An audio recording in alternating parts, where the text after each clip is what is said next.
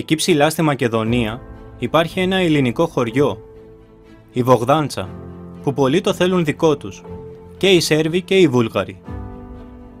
Μα αυτό είναι ελληνικό, γιατί μπορεί η γλώσσα να έχει αλλοιωθεί από τους διεκδικητές, αλλά οι κάτοικοι αυτό νιώθουν στην καρδιά τους και ελληνικά ποθούν να μάθουν τα παιδιά τους.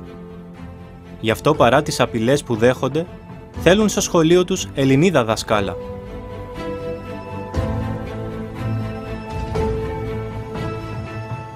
Και καταφθάνει στο σχολείο ένα 18χρονο κορίτσι, μια αγνή Ελληνοπούλα, η Κατερίνα Χατζηγεωργίου, που γεννήθηκε στην κοντινή Γευγελή. Από τα πρώτα της λόγια φαίνεται η αγάπη που έχει για την Ελλάδα. Στα παιδιά, εκτός από τα γράμματα, μαθαίνει για τον Χριστό, αλλά και για την ιστορία της πατρίδας. Τα παιδιά κρέμονται από τα λόγια της, αλλά και οι μεγάλοι, γιατί σε όλο το χωριό μιλά για την αλήθεια, για τη Μακεδονία.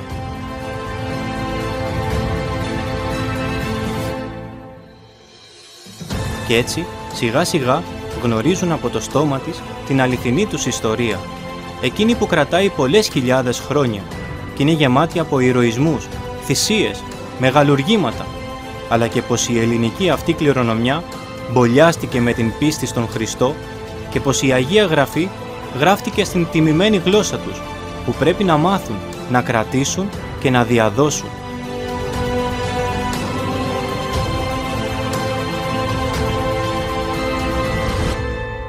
Τρομάζει το βουλγαρικό κομιτάτο από τη δράση της.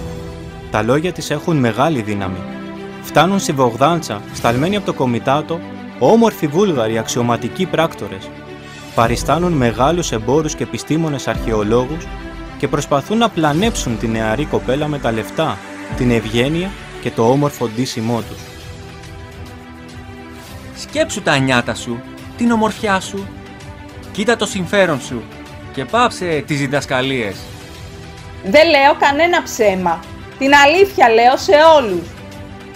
Της προτείνουν να απαρνηθεί την Ορθοδοξία που εκπροσωπεί ο Πατριάρχης της Κωνσταντινούπολης και να δεχτεί το σχίσμα των Βουλγάρων.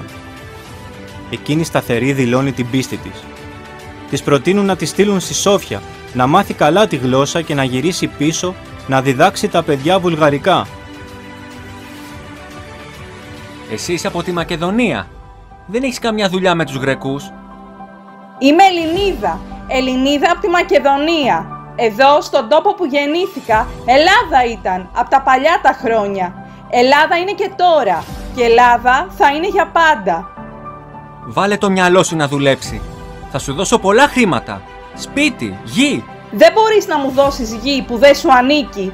Όπου κι αν σκάψει κανείς στη μακεδονική γη, θα βρει αρχαία αγάλματα που μαρτυρούν ποιανού είναι η γη. Βαθιά μες στην καρδιά τους οι Μακεδόνες έχουν την Ελλάδα και κανείς δεν μπορεί να τους την πάρει. Λίγες ημέρες σου. Θα σε σφάξω ζωντανή αν δεν αλλάξει μυαλό. Και εμένα να σκοτώσεις δεν θα καταφέρεις τίποτα. Θα έρθουν άλλοι. Η Μακεδονία θα γίνει βουλγαρική μόνο όταν ο ήλιος αλλάξει πορεία και κινείται από τη Δύση στην Ανατολή. Οι Βούλγαροι δεν την κερδίζουν την Κατερίνα και εκείνη συνεχίζει το έργο της με περισσότερο ενθουσιασμό. Να ζωντανέψει στις ψυχές των φοβισμένων συμπατριωτών της την αγάπη προς την Ελλάδα και ακόμα συγκεντρώνει πληροφορίες για τις κινήσεις των Βούλγαρων κομιτατζίδων και τις στέλνει στους Μακεδονομάχους. Γίνεται ο σύνδεσμος του αγώνα σε όλη την περιφέρεια. Το βουλγαρικό κομιτάτο τότε την καταδικάζει σε θάνατο. Βάζει μεγάλη επικήρυξη για το κεφάλι της, ορίζοντας μεγάλο χρηματικό ποσό. Μαθαίνοντας τις εξελίξεις στο ελληνικό αρχηγείο, για να την προστατεύσει, γράφει στον κριτικό γίγαντα καπετάν Μανώλη Καραμανόλη ή Κατσίγαρη όπως τον φωνάζουν.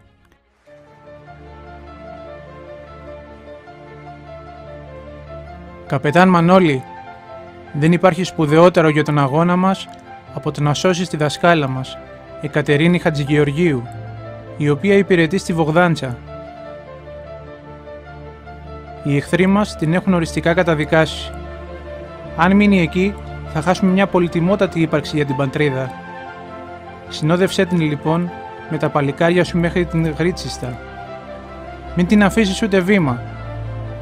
Να είσαι βέβαιος ότι για αυτή την υπηρεσία θα μπορείς να καυχέσαι μια μέρα παρά για κάθε άλλο ηρωισμό σου.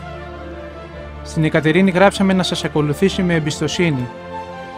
Καθώς τη συνοδεύεις, να έχεις πάντοτε το μυαλό σου στην πατρίδα.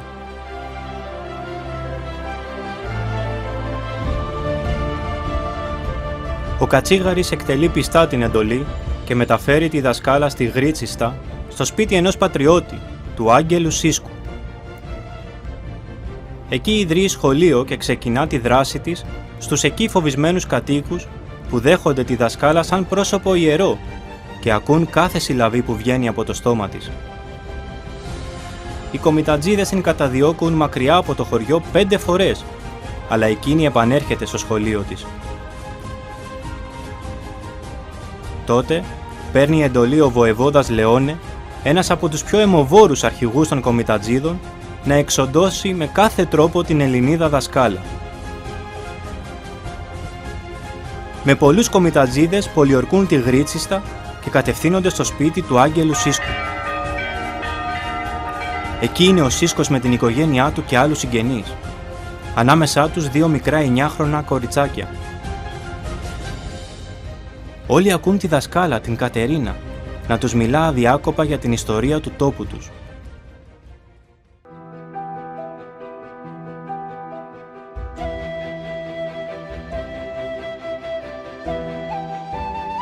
Ξαφνικά, ακούγονται χτυπήματα από τη μεγάλη δίφυλη εξώπορτα. Ο Άγγελος Σίσκος πηγαίνει και τον ακολουθεί η Κατερίνα. «Ποιος είναι?» ρωτάει ο Άγγελος προφυλαγμένος. «Έλληνας καπετάνιος μωρέ είμαι. Καραμανόλης. Θέλω την Κατερίνα». Η Κατερίνα όμως καταλαβαίνει την παγίδα, μιας και γνωρίζει τη φωνή του Κατσίγαρη. Εγώ δεν έχω σχέση με κανέναν καπετάνιο. Πήγαινε άνθρωπέ μου στο καλό και άφησε με ήσυχη να κοιτάζω τη δουλειά μου. Δυνατές κλωτσιές στην πόρτα είναι η απάντηση. Άνοιξε, για το δικό σου το καλό. Παραδώσου και δεν θα σου κάνουμε κακό. Δεν παραδίδεται ποτέ της μια Ελληνίδα. Ελληνίδα γεννήθηκα και Ελληνίδα θα πεθάνω. Η πόρτα είναι γερή. Δεν μπορούν να τη σπάσουν και αρχίζουν να πυροβολούν από παντού. Όσοι είναι στο σπίτι μαζεύονται σε ένα δωμάτιο για να προφυλαχτούν, εκτός από την ηρωίδα δασκάλα που παίρνει το πιστόλι της. Φωτιά! Φωτιά να βάλουμε! Να την κάψουμε ζωντανή! Μερικές σκιές κινούνται από τις γύρω γωνιές και πλησιάζουν προς την πόρτα για να βάλουν φωτιά. Η Κατερίνα ανοίγει ένα παράθυρο και πυροβολεί.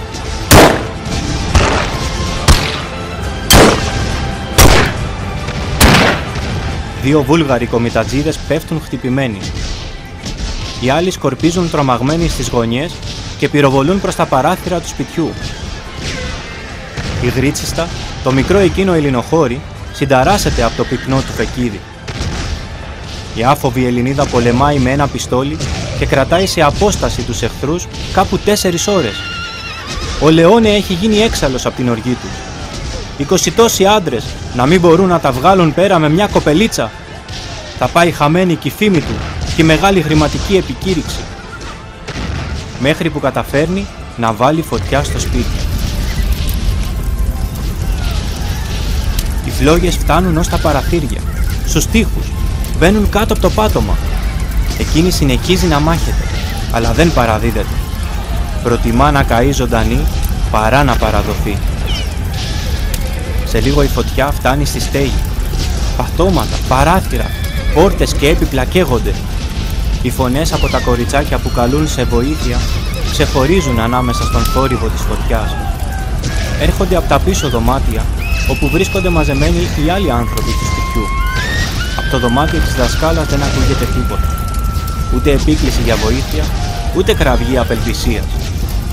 Με το άδειο πια πιστόλι στο χέρι της, η ηρωίδα έχει καθίσει σε μια γωνιά και περιμένει αγέροχη, περήφανη, απτόητη τον θάνατο, που την τυλίγει με τα πορφυρά του πλοκάμια από όλες τις μεριές.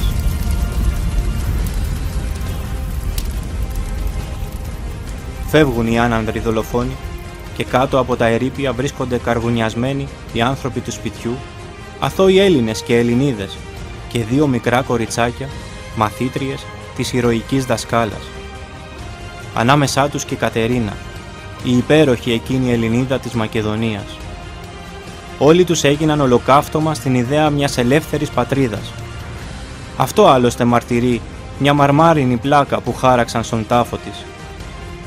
Υπέρ των Ελλήνων πίστεως αγωνιζομένη, πυρή υπό των Βουλγάρων παραδοθήσα, ενθάδε κείμε, Εκατερίνη Χατζηγεωργίου, διδάσκαλος, 14 Οκτωβρίου 1904.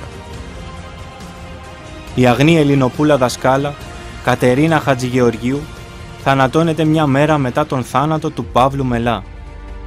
Τα μαρτυρικά χώματα της Μακεδονίας είχαν αρχίσει να ποτίζονται με το αίμα της Λευτεριάς.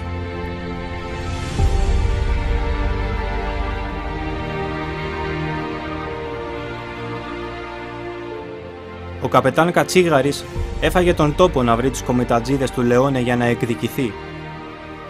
Μην του φεκίσει κανένα σας το Λεόνε. Αφήστε τον σε μένα. Ο Λεόνε ξεχώριζε με την πιο πλούσια φορεσιά του. Έτρεχε προς το βουνό να κρυφτεί. Ο Κατσίγαρης άνοιξε το κιγάντιο βήμα του.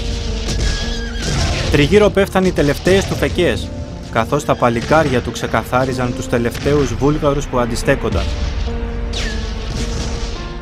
Στάσου μωρέ! Στάσου να μετρηθούμε! Φώναζε αγριεμένος ο Κατσίγαρης, καθώς είχε πια πλησιάσει τον Λεόνε. Με 2-3 ακόμα δρασκελιές, ο Κατσίγαρης τον έφτασε.